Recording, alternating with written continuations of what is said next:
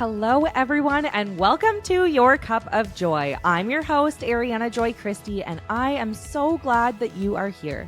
This is a space to inspire, to learn, to grow, and to challenge.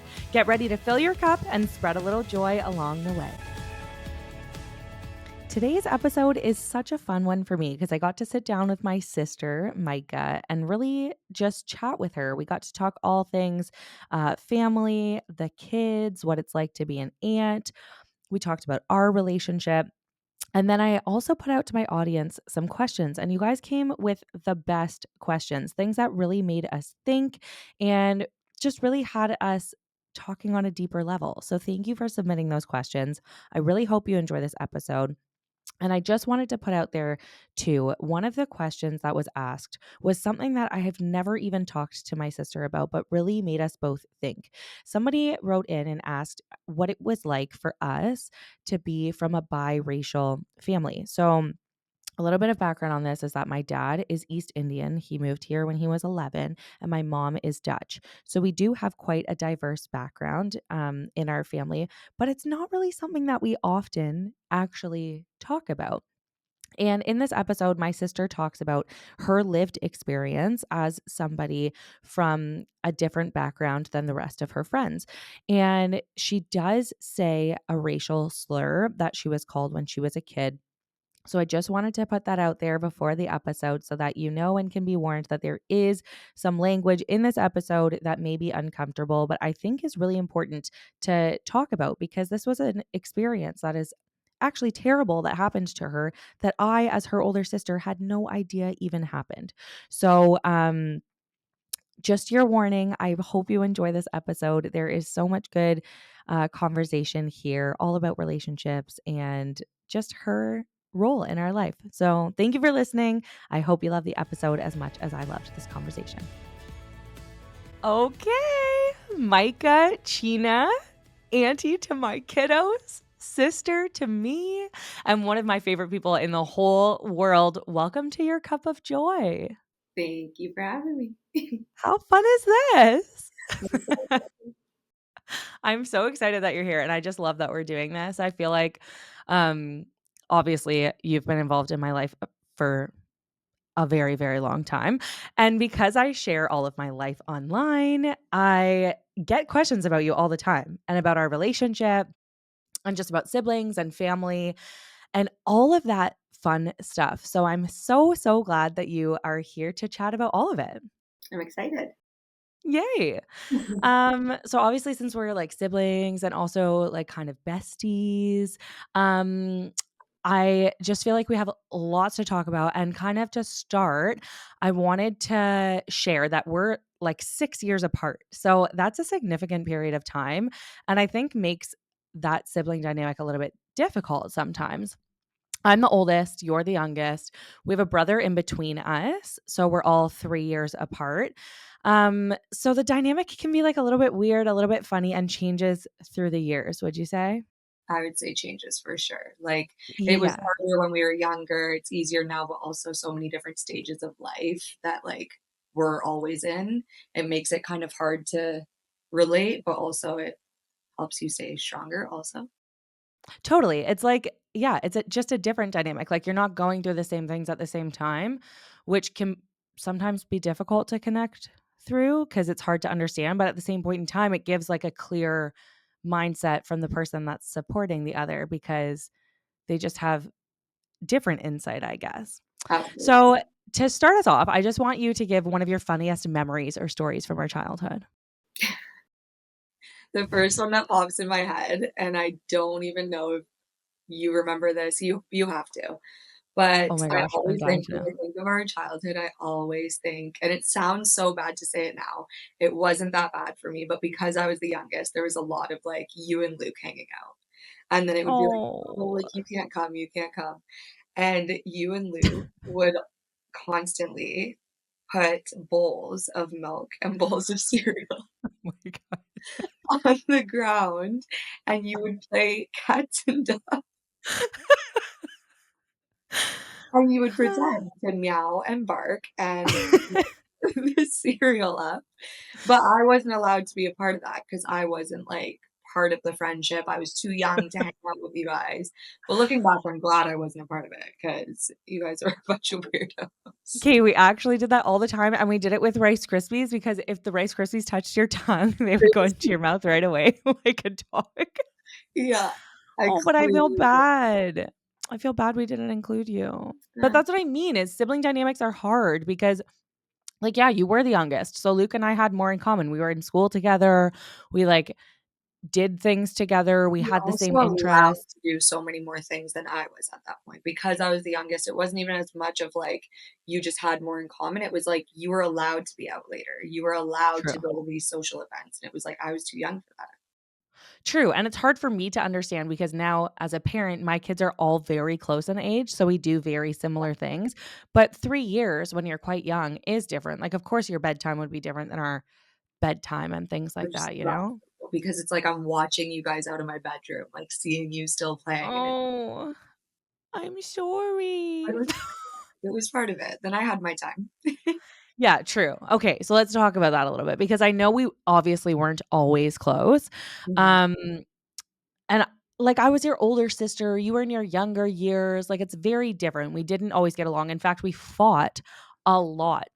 So I have Oh, people often message me being like, "Oh, you and your sister are so close. How do I like, make sure that my kids are close?" And it's like, "No, no, no. We weren't always close. We actually like really did not get along for a very, very long time." When do you feel like this changed? it took I remember a switch, and I believe it took me moving away for, like, a year. And I feel like it was the distance. People always say, like, "Distance makes the heart grow fonder," which is Literally. so true, it is true. So I think it was the distance, but I also just think it was, like, the amount of growth that I went through. It was, like, a huge, like, very critical period for me in growth because I was 18 years old. Like, I was going through so many, changes and learning experiences, but I was also abroad. So I was experiencing a lot more in, like, a way bigger scale than I would just at home. And Mhm, so true. I think a lot of growth just happened then. And then we were kind of able to just be more on the same page with some things of like just relating more. Whereas Yeah. before we couldn't really relate to anything. I was very immature. Like I just felt like I was the little brat sister. Like that was it. Aw. Well, but you were young, so it's not necessarily, like, immature as a bad thing, like, you just were young. Yeah. And I think you're right, when you go away, like, you were a nanny, you au paired abroad, and so I think not only are you learning, like, life lessons from traveling, but you also are by being responsible for 3 young children, Yeah. and when you came back, you were more mature. Like, we did just have so much more to connect on, I think, like, in terms of responsibility, just your whole demeanor, the way that you were. I think you're right. I think that's kind of when it changed and we became closer, and I also feel at that age like, how old were you when you came back from your au pairing? I was I think I was 18 when I left and I was 19 when I came back. Yeah, so, like, at Yeah. 19, like, that's when age almost starts to not matter so much in your relationships. Like, when you're in high school and elementary school, you're like, "Oh," like, the kids will come home from school and be like, "I played with the elementary kids today." Like, it's a big Yeah. deal, that age difference. But when you're over the age of, like, 19, 20, like, you're an adult. There It's is a almost like big jump there, and I've always said that even when you're in university, it's not weird for, like, 1st year university to be friends with, like, 4th years because you're all kind of in this now adult circle. Whereas in high school, if you're in grade 8, it's weird for you to be friends with a grade 12 because there is yeah. that big age difference and just big maturity. Or if you're in grade 9, like, not a chance you're sitting at the top steps of the atrium. Pour my water Exactly. down, people. You're Exactly. right, it is very different, the age gap when you get older. So I think that brought us together a lot. What's the best part about being sisters, and what has it taught you about relationships in general? I know, it's a hard question, but I was like, this is a good one for, like, sibling relationships. Like, I'll share my answer, Okay. but you go first. Okay. I think the best part is just having that built-in best friend. Like, Literally I what I was gonna say. twins. Yes, twins. Think it's just like just having knowing that there's that person there for you because you can have friendships and relationships where you know you can go to them, you know that you're not gonna be judged, you know you can, like, they're a shoulder to cry on if you need and all of that. But there's just a different level of trust in a sibling relationship, I think, because you've been through everything together. Yeah. So, whether you got along when you were younger or not, you were like you've been together since the beginning. So even if you had a best friend that you had been together, it's different because you lived two different lives. I Mhm. think there's just a stronger and different type of bond between siblings, that just has this like trust bond kind of built in where you know you can trust them. Mhm. I'm a big believer because I reflect a lot on, like, relationships, not just romantic, but, like, also friendships and stuff, and I think as an adult, friendships is, like, a weird thing to think about because sometimes making friendships as an adult is difficult, and then maintaining those friendships is hard too because you have so many different responsibilities, but sometimes it's not about the time that you've spent together, but it's the things that you experience together that bring you closer. So some of Mike and my like best friends are people that we only see a couple times a year, but when we see them, we're doing something that's really cool. Like we're traveling to a really new place or we're having these memorable experiences that create this bond. And I think as siblings, you get that in your everyday life. Like you've seen me at my absolute worst and at my best. Like you've been there for all the good and the bad moments. And I think because of those experiences, your bond grows closer. For Do you sure. know what I mean? Yeah, Yeah. absolutely. So I And think just the that shared too. experiences, that's huge. Like, it's a different understanding of each other. Yeah, Like, you really totally. know each other down to the bone. Yeah, Yeah, exactly. Yeah. And because of our experiences, like, together and apart, like, you're hearing about the experiences that you're not there for because you're seeing each other every day, especially in your younger years, and I think that creates, like, this foundation that even though when we were young, we didn't feel was that strong, I think really was creating that foundation for our relationship now. yeah, yeah. You know what I mean? That's why I think when a lot of parents are like, "Oh, like, how are you guys so close? What do I do to, like, make sure my kids are close?" It's not anything you can do. Like, I don't think as a mom you can, like, force your kids to have such a strong relationship. You can obviously grow them in an environment where, there are, like, strong and loving relationships being shown, so they understand what a loving relationship and sibling is like, but you can't really force them to, like each other. Like, at our stage when we weren't really friends, mom couldn't have just forced us to hang out more and like each other. We just didn't. No. And But when that she was kind of tried, yeah. we'd be like, "N it would made it worse." Yeah, and that was just something we had to go through though, and it was something that actually made our friendship now and our relationship now stronger. I agree with that totally. Like, it's something that you kind of come to on your own, Yeah, but there still is support in place by creating safe and healthy, like, relationships to model, I think. yeah, Um, so yeah, we became so close. I think, like you said, around that time that you were 19, so I would have been like 25. And then you actually were even the maid of honor at my wedding, I which love is like a very big special thing. you. And I think really just shows how close like we really were. Like I couldn't think of anybody else in the world that I would want to be my maid of honor. And you did such a good job. Like For that's a it lot. was like it showed how close we were, but it also showed how close we weren't before. But True. for me, it came as such a shock. I remember when you asked me, I was living in England, Yeah. and it was over FaceTime, and I was just so sure because we were close at that time finally, but because we hadn't been always, and you have so many, like, amazing girlfriends that I knew were, like, such big parts of your lives, that I Mhm. was just so sure that, like, it wouldn't be me. I just, like, assumed it Aw. would be one of your girlfriends who's, like, done it before and kind of just being there through everything with you. I just Mhm. didn't even expect it whatsoever.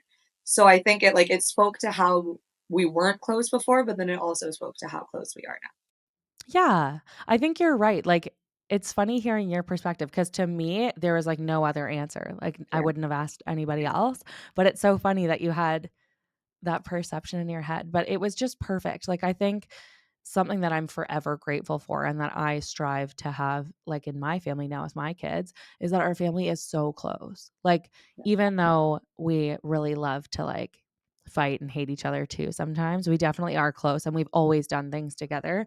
And so to me, I wanted the wedding to be like that. Like, I wanted it to really be time for us to spend together because it was like inviting a new person into our family, kind of, is Yeah. the way that, like, I looked at marriage. And so, yeah, it was just so special to be able to go through all of it with you, like, including the bachelorette, including like, the bridal shower, like, all the things leading up. It was like we really got to experience it all together, wedding dress shopping, like, all those things. Yeah. And I just feel like it was so fun. And that even was like a bonding moment for us, I feel Yeah, like, for sure. or experience. Yeah. Yeah. So fun. And then I got pregnant and also the pandemic hit. And like it was just so much all at once, preemies, NICU, all of that. And you were so supportive. Like words can't even describe, I think, how supportive you were. Serious.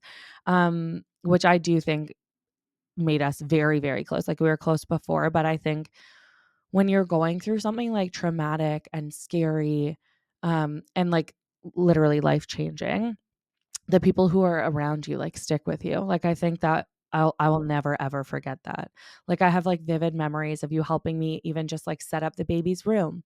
Like, you folded all the clothes because I could barely sit up to do it. Like, Yeah. you made me food. You just supported me in literally everything that I needed. You even painted the kids' rooms with me. Mhm. Like, anything that I said I needed, you were like, "Okay, I'll do it." You threw the most beautiful shower for me even though we couldn't actually have a baby shower because of the pandemic. Like, Yeah, you we just did so much for, like, just our family. yeah, but it was so special to me because at Yeah. a time where, like, my heart was kind of broken because I couldn't experience things in the way that I had imagined it, it was, like, almost even more special now looking back because it was just how it was meant to be, I feel like. And then you even moved in with us. Like, can we also just say, like, anything I needed, you're like, "Yep, sure, okay, I'm here. I'm there." So, like, what was that experience like for you? Because I know it wasn't all, like, rainbows and butterflies. I think you are, like, almost giving me a lot more credit than I even need because for me, it wasn't like of course, I thought, "Okay, my sister needs me right now," and, like, "Okay, I need to be there to help her." But a lot of it was just, like, without even thinking, I just wanted to do it because I was just so freaking excited. Like, I was Aw. just like, "This is a huge life event for her. I'm so excited to become an aunt." I already knew I loved kids. I love babies. Like they've babies have been my life since I was 18 at that point. And I'm Mhm. just like, I was just so excited for that chapter for you. And so it's like I knew you needed the support, and especially through when it did get harder and through like the birth and through COVID, like I obviously knew then it was more of like a need, but at first it just came naturally because I just wanted to do those things. I wanted to be a part of it. Aw, I do I even remember when I told you guys that I had the or that I would like, was going to the hospital because I was in labor and you guys, like you and Luke were like, "Okay, we're coming." I'm like, "Coming where? Like, you can't even come to the hospital, I so I don't know wanted to why you would be come there here." so bad, and I remember I was just talking to somebody at my work about this because, their sister just had a baby or something, and she was like, "I didn't sleep all night," and I was like, "Oh my gosh, I remember," because I did not sleep all night because I just remember a text saying that you were going and that it was happening, and then just radio silence for, like, however long, and I Oh. was just, like, up all night waiting for the call. I remember when we got I think it was a call. I think Mike called and said, um, or it was just a text, but I think all of us got something, or one of us, me, mom, and Luke, and we were all living together at the time. And I remember we all booked it down. We had a huge staircase, like at our house in Carlisle, a big staircase going down, and Luke was in the basement. So I heard Luke running up, and mom and I booked it down, and we all met at the bottom of the staircase and just hugged and started bawling. I was crying, Luke was crying, Aw, and I that just could make me cry. it was such a special moment, but that's, like it was so exciting, I just wanted to be there, and it Aw. sucks that it was that way, but I remember being like, "Can we go? Can we go?" Well, and then, like, the kind of cool part now looking back, but sad then, was that I don't remember a lot of it. Like, it was very traumatic. Obviously, that whole month for me was really just a blur, but we were between hospitals at one point. So your house was in the middle of McMaster and Guelph Hospital. So we would drive past each day because we wanted to see both boys. And no one could come in because of the pandemic. Like, it was only Mike and I who were allowed there, and we weren't even allowed together. We had to be separate. And I remember every day, like, you, Luke, and mom being like, "Can we help you? Do you need anything? Do you want me to drive you? Is there anything I can do?" Like, I think you just wanted so badly to help. And now reflecting back, like, you guys would argue over who was I asked for a pickup like one time for someone to come pick me up, and you guys were like fighting over who would pick me up and bring me food and like come and get me. And I was like, it was a terrible experience and beautiful at the same time. But I think that was like the beauty of it, was that I knew that I was supported, even though there was literally nothing that you guys could do. Yeah. And that was what we wanted. We wanted to know that, or you to know that you were supported. But like I said, like it wasn't even a like I have to do this for my sister. It was like I just wanted to do it. I like it Mm, was just an initial thing. Like even all of us, it wasn't a thought usually of like, do we need to support her? Do we need to do this for her? Does she need us to do this? It was like, we have to do this. And for aw, me, I think it was such a traumatic experience for you that for me it was hard because I would try to do those things. We would pick you up, make you food, like you would come over and spend time. Whatever we could do, we would do. But I remember, and I still feel like this, that there wasn't anything I could do. I knew that literally. the only thing that would make it better is for those babies to be okay. Yeah. And so I knew that whatever I did, it wasn't going to make it better, but I just had Hmm. to like keep trying. But I knew that the only thing that was going to make things better and make it okay is the was them being so. That's so true, but I think that the thing, and maybe like the take home that I take for that now in experiences with other people in my lives, is like, if you know someone who's going through a hard time, it doesn't have to be babies, like it can be anything. And you know that like you're not going to actually be able to fix the problem. Your support still changes everything for that person, because I think my experience would have been so different, and probably myself now as a human being would be so different if I didn't have the support versus how it actually went, because that makes a huge impact. Like, huge. Even just a like, "Hey, I'm here for you," or like a hug. Like, I can still feel the hugs that you and Luke and mom gave me, like leaving the hospital, having to leave my babies there. Like, literally, it's like those are things that make a big impact. So I think sometimes when we feel helpless, when someone is going through something hard, every little bit makes a difference. Every meal, every hug, every text, every call. So if ever you have someone who's going through a difficult thing and you want to support them but you don't know how, just do something. It's It so could be the it could totally be the wrong thing, but any little bit probably will stick with them. it's so true because Like, you they'll can be remember for going through the years. worst thing ever, and the only thing that's going to make that worse is isolation. Like there's nothing worse than Literally. feeling alone in it. Yeah. That's so true. Any amount of support in whatever space or way you can give. Yeah, and even if it's not, like, talking, like, maybe the person doesn't wanna talk. Sometimes I didn't wanna talk about it, but, like, just someone being with me in the same room felt like support, you know what I I mean? remember we hung out a lot throughout that time because A lot. you would just come over because you needed someone or because, like you said, it was close. Yeah. Like, mom's house was just in the middle, but I do remember feeling helpless, but I also remember that was a time where we hung out a lot. Yeah, a lot. Mhm. So, how has becoming an aunt changed your perspective on family, on motherhood? Like, what is your relationship like with the kids? Talk about being an aunt, because Mhm. I wanna know what that experience is like for you. I get to witness it, but what's it like from your perspective? I could talk about being an aunt all day. Like, I anyone who knows me, anyone who's my friend knows that I do not shut up about these kids. I am constantly showing everyone photos of them. I'm constantly talking about them. I'm, like, out at the bar and I'm, like, bragging about my nephews and my niece. Like, I'm just, like, I so was literally gonna say, can you please tell the story? It so just reminded me of when you pretended that the kids were your kids. okay, so when I was in university and a bit of a bar star, I, A bit. I used to love just lying at the bar, like, just making up random stories was, like, my favorite pastime. It just made it more fun, like, I'd meet randoms and just make up a whole story. My go-to was that I was a mother of twins and that it was my first night out at the bar. And everyone would look at me like, "No way, you're a mom," but it would also get me so many free drinks because everyone "It's your first night out? Like, let's celebrate, that's huge."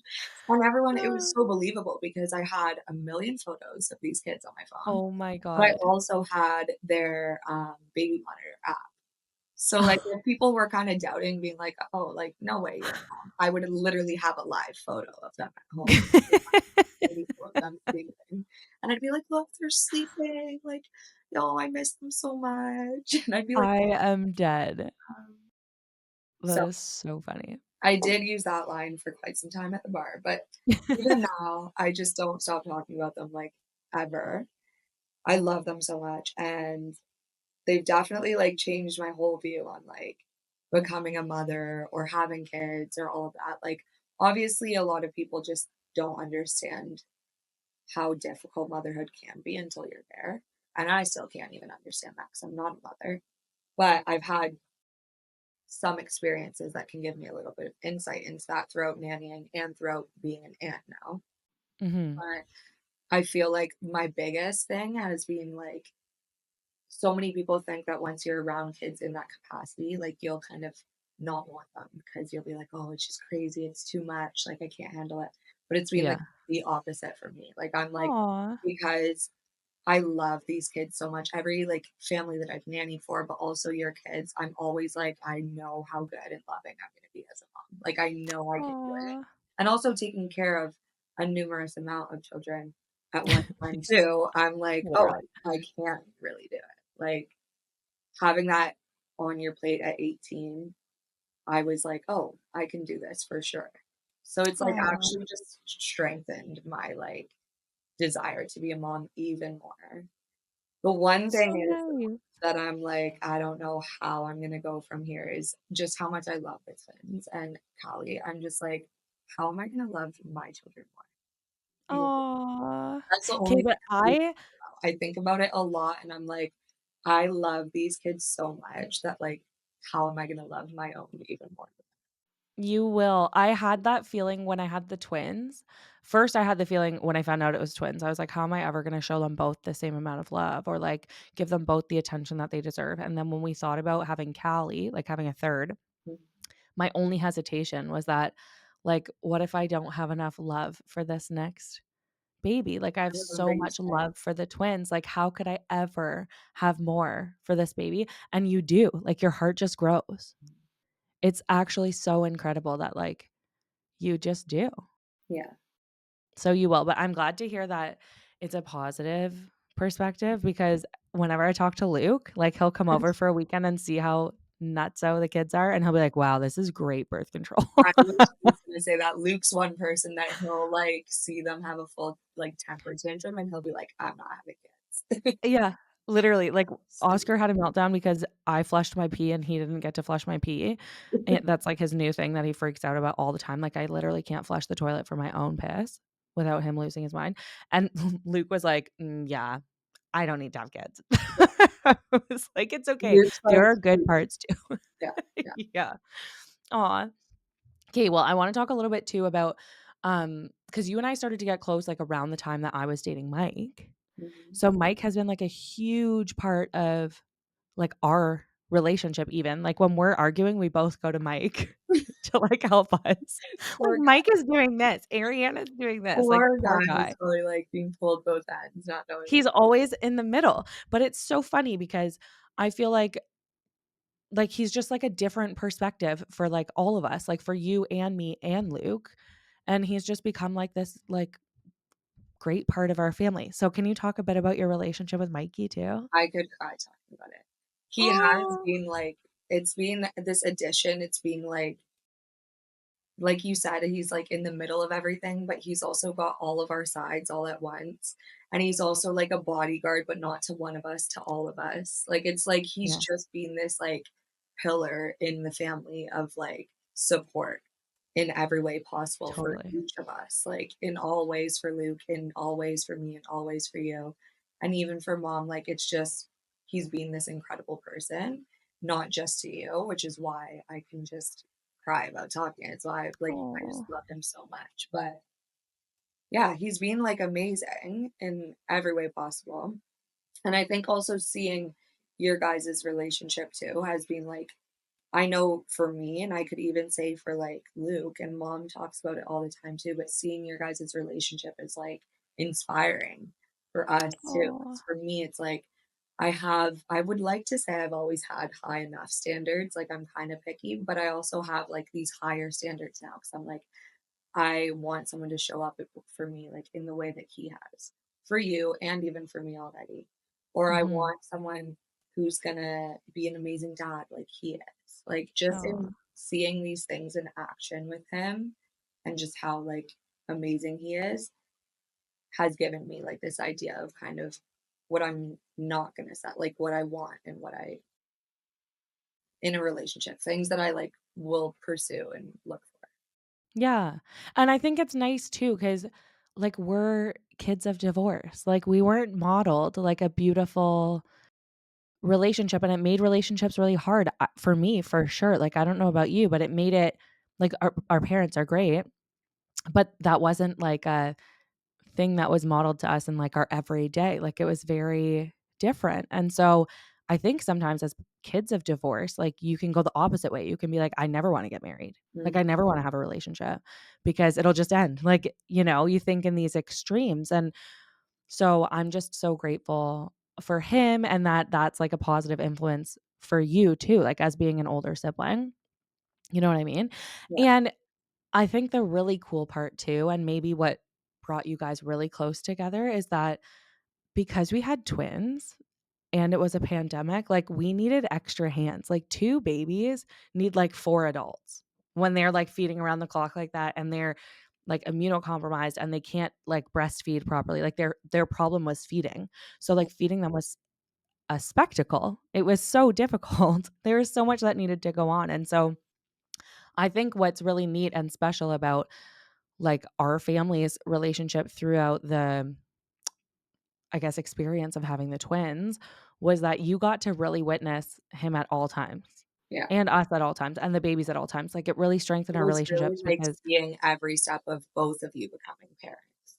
yeah, like, we were talking this morning, Micah and I were at the gym, and I was telling her about last night because Axel woke up at, like, 1:30 in the morning, and Mikey was like, didn't even know I was talking about Axel, like, I think he was in a dream or something. And you were like, "Yeah, he's always like that. Like, anytime he wakes up, he It sleeps so makes deep, he me doesn't even know sleepy. where he is." So I These think that are that's, like those, like, shared experiences, though, that we even talked about, yeah, like, when we talk about us growing up together and we're closer because we, like, shared these lived experiences. It was the same with Mike, like, because I lived with you guys, like, there were things that we did together in these shared experiences of literally learning how to become a parent and learning how to feed totally. children and learning how to, like, burp them correctly and put them down and, like, just it literally felt like a camp, like, it was, like, all of us in one house switching off duties and, like, just it was hilarious, like, I felt like I was at a little sleepover camp, but, like, It's like for parents. bringing up this memory for me of, like, the midwives and the nurses at the hospital, like, showed us how to burp the babies, and I remember when they were, like had just come home, so they're, like, only a month old, and Mike's sitting there, like, holding his neck You and, have like, to hold burping them, like, with their one of the babies, and you hit, like, pretty hard, and Luke walked in and was like, "What are you doing?" Luke was pissed. Luke was like, "Don't hit him like that." Yeah, like, "Stop." Mike's like, "This is what you're supposed to do, man." And these are things you don't know until you have babies. Like, you literally wouldn't know that. I remember there was little certain things, like, even for you cutting their toenails Oh or, my like, god. clipping their fingernails, and it's things you Totally. don't know how to do. You're like, "What if I cut them? How do I do this right?" But as you fall into it and you kind of just learn, it becomes just so, like, natural, especially as a Yeah, mother. Like, it does for I don't wanna like, props to all the dads and, like, they do amazing as well, but as a mother, you have this innate, um, ability to just of, like, nurturing, right? It's in true. us. So I feel like that first burping session is like, "What the heck? This feels weird," and then 2 days later, it's, like, second nature. Or Yeah. changing a diaper, you're like, "Ah, how do I do this?" Next thing you know, you're changing a diaper in the backseat of a car in 2 seconds. Literally. Like, it It all was kinda like baby boot camp, like, we yeah, were all learning at the same time. And even though we had mom there, like, she's had 3 kids, it's like she had 3 kids so long ago, she, how like, did long things ago. change. Yeah. Like, it's so funny that It we were did all feel like learning. baby boot camp, it was hilarious. I Like, remember how do you use the sanitizer? How do you use the breast pump? Like, the first time we tried the breast pump, oh my god, that was hilarious. I will never, ever forget that. I was like, "What is this?" And then I used it every day for, like, 3 years, and so then again, it weird. just became so natural for you. Yeah, Totally. that's Wow. Well, I think we're so lucky to have had that experience, and it does show that, like, lived experiences that are outside of the norm really do create strength in relationships, I mhm, believe, mhm. whether it's family, romantic, friendships, whatever. Yeah, Um, okay, so I asked my community last week questions for you. I put out a question box and said, like, "Hey, Micah's gonna come on the podcast. What do you wanna ask her?" And, there were quite a few questions, so I wrote some of the ones that I thought were good down, and I think we should answer some of them. let's do it. So, the first question I think is a great question, and it actually made me think a lot, and I'm very interested to hear your thoughts on it, and then I'll share a little bit too. But growing up, did you face any issues being biracial or having a hard time identifying culturally? That's huge. A big conversation. So I know we're not gonna do it justice in a short period of time, but I do wanna say, for those of you that don't know, our mom is Dutch, Christian Reformed, and our dad is Indian and his family's Sikh. And he was born in India, moved here when he was 10 or 11. So, very different cultures and backgrounds. Mhm. So, yeah, did you find any issues? Gotcha, 'cause I think that this Okay. is also something, like, I think about my answer, and I don't know if you know it, and I think about your answer, and I definitely don't know it. So it's, like, something we've never We don't talk you and about. I have actually never talked about. Yeah, For me, I think it wasn't like, I can't say it was something I struggled with so badly because, um, I felt at a lot of times more disconnected to my dad's side, like, to my Indian side, mhm, because I wasn't, like, we weren't so involved in that, we didn't know so much about our heritage on that side.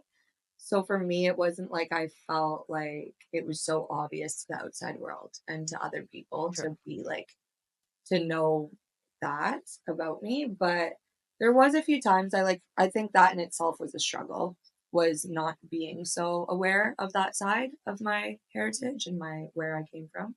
Um, so that was a struggle just kind of like understanding my own culture and like where I've come from, but also I think there was a little bit of like discrimination here and there. I do clearly remember in grade school, we went to like a very Christian school, um, which was great. I loved it for the most part, but people were pretty terrible there still, as you are like kind of anywhere, I think. I think grade school and high school are two really hard portions of your life because people are really trying to fit in, and a lot of the fitting in is trying to like be cool, and a lot of that is like ending up being mean. But I do Yeah, remember a lot of people um heard about this around because it was just going on for like a week, but I was this guy from our school would run around the playground and call me a Paki, and he would call me Paki, and then he would call me Bindi in grade school? in grade school at CPS. And I remember, like, not even understanding, though, kind of, like, because I was so disconnected from my culture, I didn't really Yeah, understand, like, is that okay for him to call me a Paki? Am I a Paki? Like, what is this? And I didn't even yeah, understand, like, the history of Pakistan and India and where we yeah, come from. So it's like it yeah, was hard for me to even understand what he meant by it, but totally. I it did just make me not feel good because I was being called something. Like, it wasn't Yeah, you were being called a name. I was being Yeah, called a name, and it was a name that nobody else was being called, right? yeah, So I do wild. remember for a while that went on, and I think it was got brought up to principals and teachers' attention and got dealt with, but that was like one first time that I actually felt like my culture and my background was being used like against me for It's the first crazy. time, Yeah, which is that's crazy. wild that I didn't even know that. Yeah. That's why I was like, this is a crazy topic. So I'm like, I don't even know Yeah, what about it. yeah. For me, I feel like the difference it was hard that Um, because we were brought up in a Christian Reformed church, Dutch Christian Reformed, so, like, everybody was Dutch and white and related and cousins. Mhm. And then we had our dad's side, which I was very intrigued by, and that was something that, like, we always talked about, and I loved, like, my Indian roots, and I wanted to learn more about that culture, and, um, I think that the difficult part was that I didn't fit in either. Like, if I was really close with, like, the Dutch Christian Reformed kids, like, I looked different, so I was different, or people would ask, like, "Why is your hair dark?" or whatever, "Your skin is tanned." And then on the opposing side, like, if I went to the temple with, like, my daddy ma like, my dad's mom, like, people would kinda look at me weird, and I didn't understand because I couldn't speak the language. Like, I was always an outsider in both cultures. It was like you never fit in fully, and so having the biracial, like, both 2 different cultures, 2 different ethnicities together almost made it feel like I didn't belong anywhere, Yeah, I totally get that.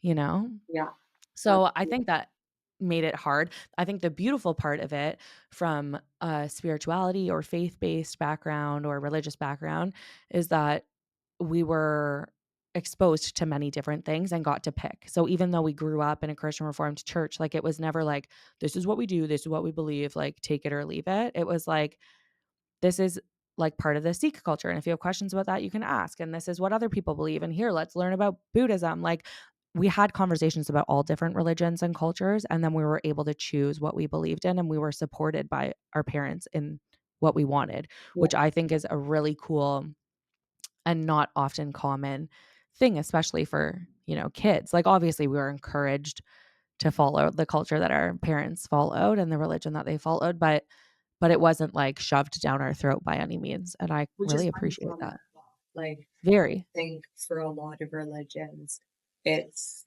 people are so intense with it. And so when they have their kids, that's what they have to be. Like, you have to be Christian, you have to be Yeah, Catholic, you have to believe this, yeah. because that's what we believe and that's what's right. And so I Mhm. do appreciate that part of our childhood and our upbringing was a little more lenient in um, here's what's going on in the spiritual and religion side and see what you think is right or wrong or what you believe. Yeah, and it made my faith more strong because I really got to actually believe it, Yes. And I you know? almost feel like it definitely made your faith more strong. It made my faith more strong in the sense that like I was able to understand my idea of morals and my idea of right and wrong Mhm, when it comes to spirituality and religion and mhm. kind of relate that back to like what religions Yeah, are morally aligned with me. totally. I agree. So, great question. I liked that. How are we similar and how are we different? Do you wanna answer?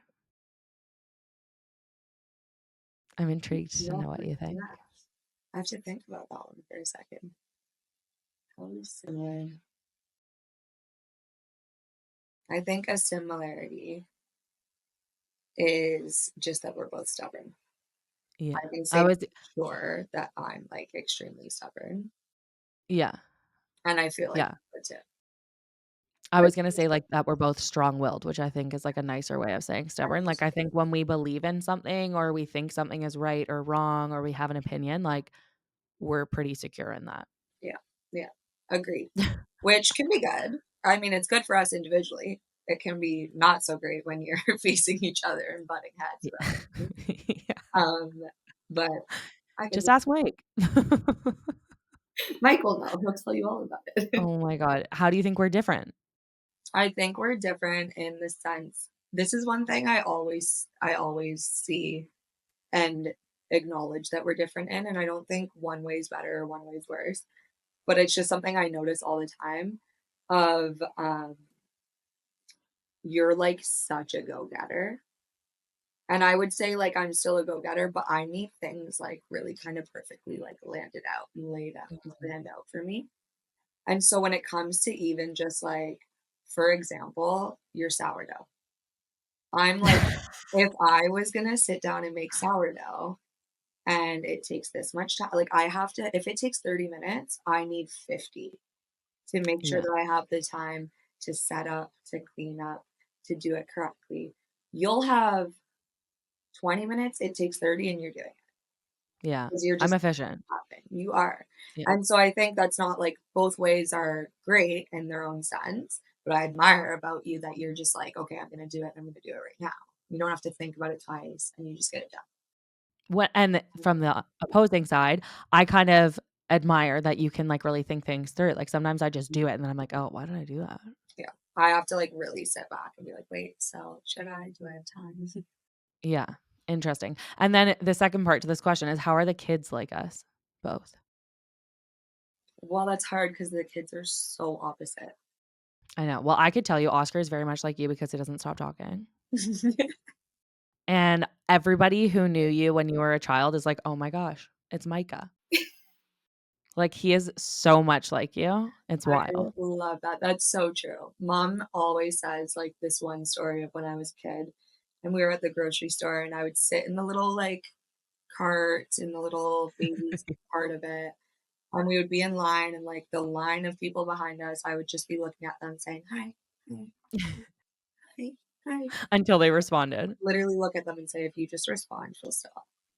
And I wouldn't shut up until someone talked back to me, said hi to me and And acknowledged. that's literally him. Like, he wants to know he's so curious. It's He's incredible. curious. He's just like, we'll talk, talk, talk, and learn. Yeah. Yeah, and then I think Axel is very kind and, like, he loves love. Like, I've never seen a child more into, like, the warm and fuzzies and, like, feeling good, you know? This morning, like, I was telling them about acts of kindness, and I shared on my stories that we had brought a loaf of sourdough to the crossing guard that we say hi to every morning, and this crossing guard was so happy, and Axel looked at me, and I said, "See, Axel, like, isn't it so nice when we do nice things and we share kindness and love with people? It makes us feel good too." Like, I was really showcasing that to him. He's like, "Mom, that makes me laugh." And he just like felt so much happiness. It was just so cool. So I think that's something that like I love about him that also I think comes from like our family too. Yeah. Agreed. Yeah. So this we kind of talked about this a little bit, but I think we can give maybe like a more clear answer. Is someone said that they have two girls and she wanted to know how you foster a loving and healthy relationship between them so that they will be best friends for life. Such a good question. And we have touched on it a bit. I think there's two sides of the spectrum of like, you can helicopter parent all you can to make sure that they're loving and caring towards one another, or you can let nature take its course and just like let Let them them learn. be how they are going to be and they're Yeah. eventually going to find their way in their relationship. And I think that there's a happy medium as well. Mhm. I think that you don't need to helicopter parent. You don't need to force them to be friends because there's going to be times that they're not. Like it's inevitable, but you And it's healthy also, too. and it's healthy. It is. It Yeah. makes them grow a Yeah. stronger bond. But you also don't want to just completely let them be free for all, whatever. And especially if you are seeing them like being unkind to one another, doing something Mhm. that's not right, like you don't want to just let them have full free reign. So I think kind of where the happy medium lies, and we did mention this before, is just giving them an understanding and a view of a healthy relationship and a loving Mhm. relationship, whether that's um, showcasing that through your own relationship with your partner or showcasing it through your relationship with your siblings as a mother Yeah. or like whatever it is, but having them be able to firsthand see what a loving sibling relationship looks like or just a loving relationship in general and being able to kind of mimic that because when your kids are that young they really do catch on to everything and they Mhm. see everything and they're so much smarter than we think they are. Yeah. And so just for you to showcase these like loving and respectful relationships, I think is like the most important thing that you can do. Yeah, I love that, and I think, like, don't give up on it. Like, sometimes people will be like, "Oh, my kids just hate each other. They just fight all the time." Well, if you asked our mom when we were young, that's what she would say too, and now look at us. So Yeah. and Luke and I went through that too, and I'm sure you and Luke went through that too, like, our brother. Like, you're not always close all the time. So, just like any relationship, they kind of ebb and flow, and I think as long as you're fostering healthy relationships in general, that will, like, come and go as it's supposed to. But I think the pressure to have, like, "Oh, you have to be best friends with them," is not the way to make it work. Even sometimes now, like, with the twins, Mike and I will be like, "Oh, one of them is quieter than the other one." So we're like, Is one like mean to him? Is he like overpowering him and overshadowing him? And then it's like, no, like then when we really sit back and listen and hear them play together, like they are creating their own safe relationship together. And that's really beautiful too. Yeah, and you just have to let it be. Yeah, agreed. Okay, someone asked one of my favorite questions. I'm very excited. Okay. Did she make a speech at your wedding? Can she share some of it? Do you have this? I That speech was so good. Like, I remember you were so nervous, and I was like, "Ooh, I wonder was what she'll so say." stressed. You 'Cause did I'm not so great with well. public speaking either. Like, I'm not great with that, and I Yeah. do remember, um, Mike's brother made a speech right before, and he had everyone howling, like, His speech was very good. like, slapping their knees, just the funniest thing, and I was sitting there like, "Uh-oh, Yeah, how do I go after that?" You know what I mean? It's like when someone just does literally. a performance and you're up next, you're like, "Well, shit." Yeah. So I do have it. I'll pull it up here and find it. You still have it on your phone? I still have it on my Oh my phone. I gosh. remember I was so stressed about it. I wasn't sure what I was gonna say. I wasn't sure how to deliver it. I knew some pinpoint little things that I wanted to mention, but I just, like, couldn't figure out how I was gonna say it. And I remember I spent a lot because you had your wedding destination, and I spent a Mhm. lot of the trip kind of editing it and rewriting portions, Aw, kind of thinking about it. It did turn out like I was proud of it. I it was I did so good. everything that I needed to, but I was so nervous for sure. Oh. I can't share something from it. Let's see. Yeah, read us a little. Just a snippet. It, like, gives me all the warm and fuzzies thinking about our wedding. I know, I miss it. It was the It best. was so fun. So I did steal a quote. These aren't my own words at the beginning, but I said, "Love has nothing to do with what you are expecting to get, only what you're expecting to give, which is everything." And so I said that quote because I said Mike and Ariana are two of the most selfless, giving people that I know. And I'm sure that will be one of the many things that work in harmony for their love and their marriage to grow. And I truly thought Oh. that that was like such a good way to highlight yours and Mike's relationship because ever since I've known like you guys in a relationship, it's been such a giving relationship, whether that's to each other or people outside of your Mhm. relationship. You guys are both like two very selfless people that just love to give. And I just felt like that quote just like wrapped it all up and summed it all up of your guys's qualities that just work together.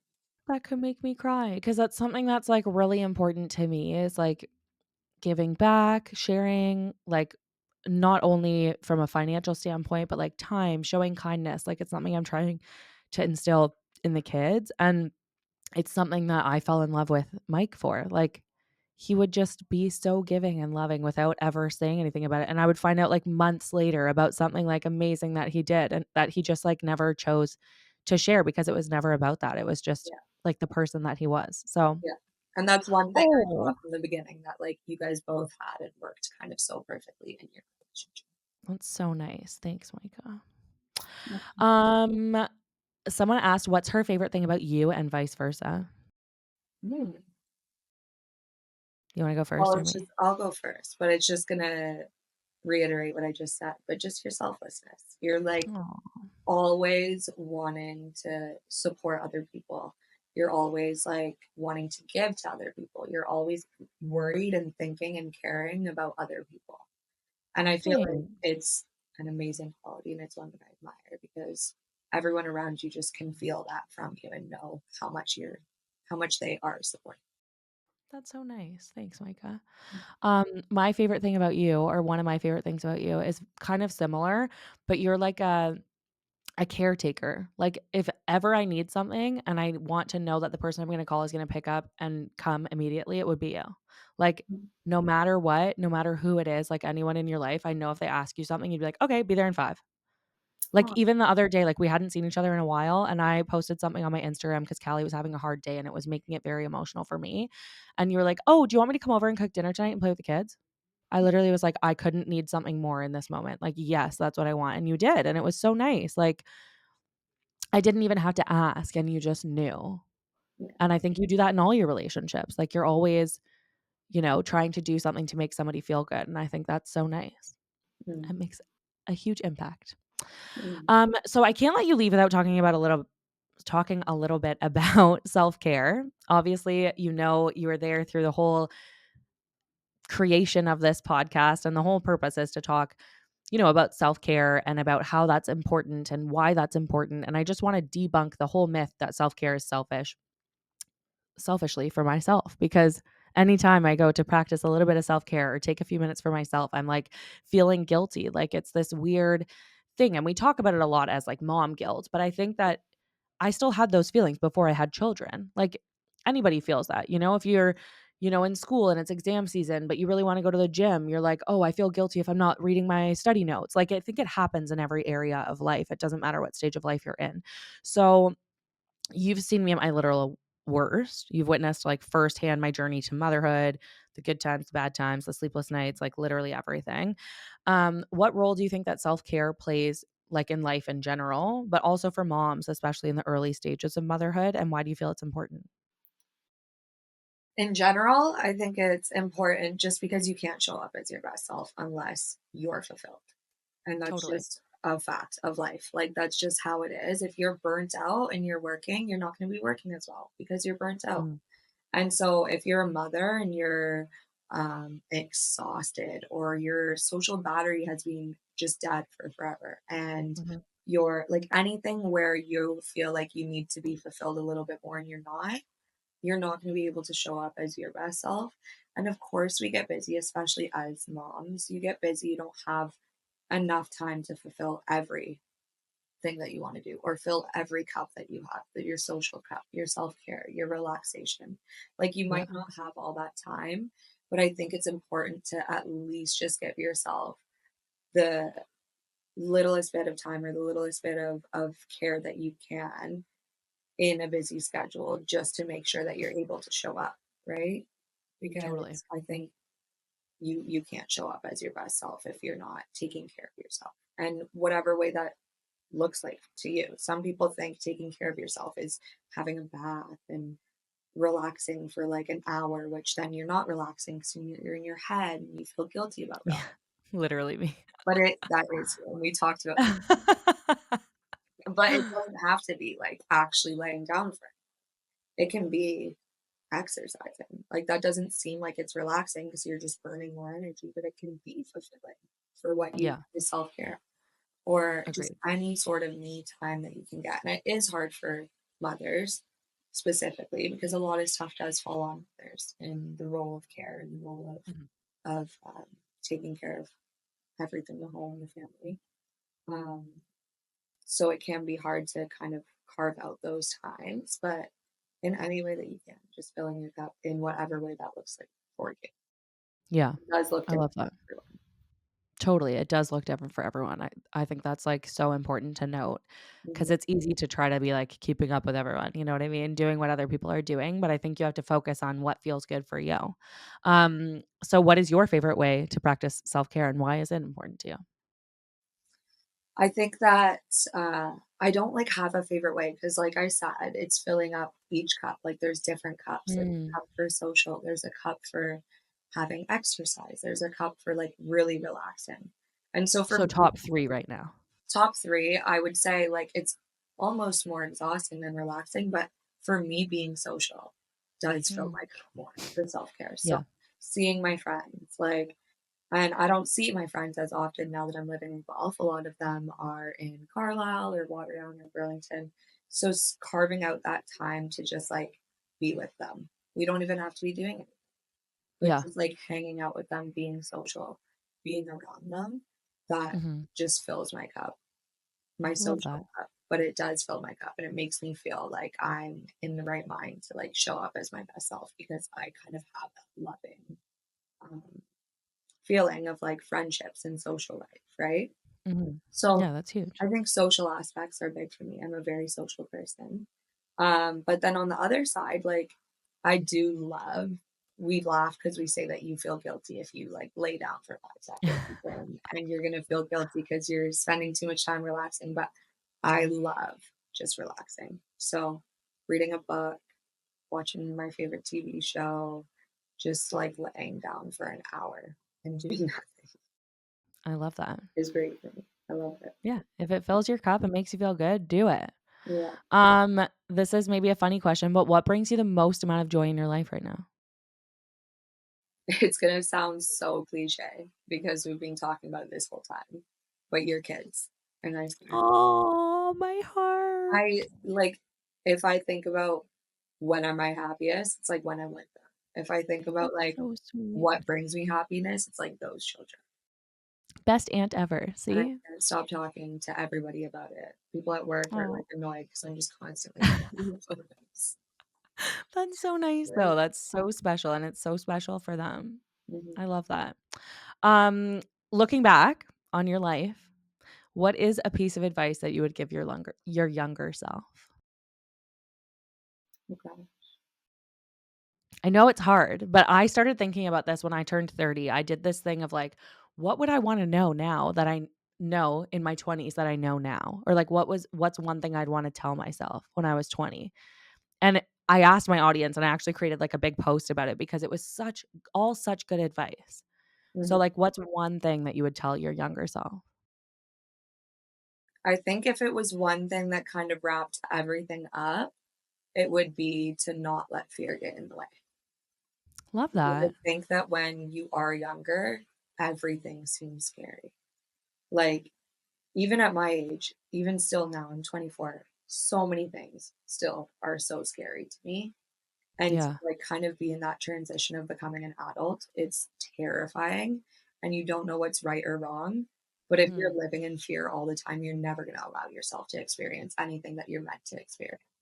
Yeah, you're limited. You're limiting You're yourself. limiting yourself and you're limiting your life, like, what is gonna come to you.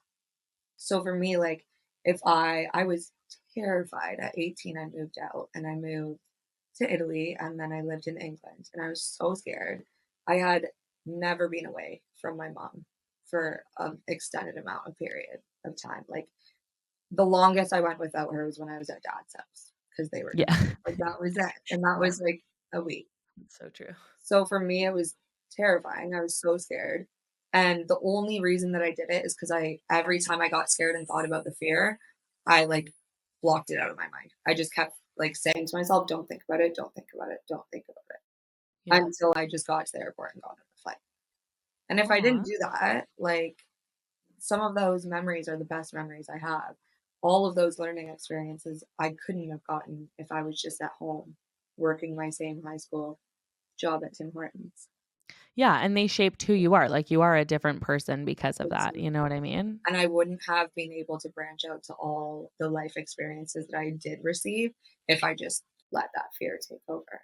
And I So think true. that goes for any period of time in your life and for any kind of aspect of your life. Like it could Yeah, be that was when I was 18, but I'm still dealing with fear. So it's yeah. just you have to really overcome those fears and not let it take. I love that. You're so wise in your You. 24 years. To wrap up, I will do some rapid fire questions with you. Is that okay? Yeah. Yeah. Okay. Heels or sneakers? Sneakers. You're I such a more. fashionista. Best advice that you've ever received? Uh, don't allow judgment to get to your head. Love. Dream travel destination? India. Oh, yes. Mm, Favorite musician or artist? Zach Bryan. I knew you were going to say that. And go-to comfort food? Uh, Indian food. Oh, yum. What's your fave? China. Yum. Mhm. Well, Micah, thank you for joining us. If people want to connect with you, where can they find you? I am on Instagram at Micah Gwendolyn. Um, and that's about it. TikTok at Micah China. Yeah, your TikTok is actually amazing. If you want some humor and Post some on there fashion, more. yeah, that's where to go. Lots Cool. Well, thank you for of joining us. content as well. Oh, sorry, what? I said lots of nephew and niece content as well. Like so much. Like sometimes it makes me cry. I'm like, oh my gosh, this is so beautiful. Yeah. Well, thank you for joining me today. And yeah, thanks for listening. Thanks for having me. It was fun. Thank you so much for tuning into this episode of Your Cup of Joy. I hope you enjoyed today's conversation as much as I did. And if this episode resonated with you, or if you've been loving this show, I'd really appreciate it if you could take a moment to rate, review, and subscribe wherever you are listening. Your support helps the podcast grow, it helps it reach more people, and it means the absolute world to me. So keep filling your cup with joy, and I will see you next week.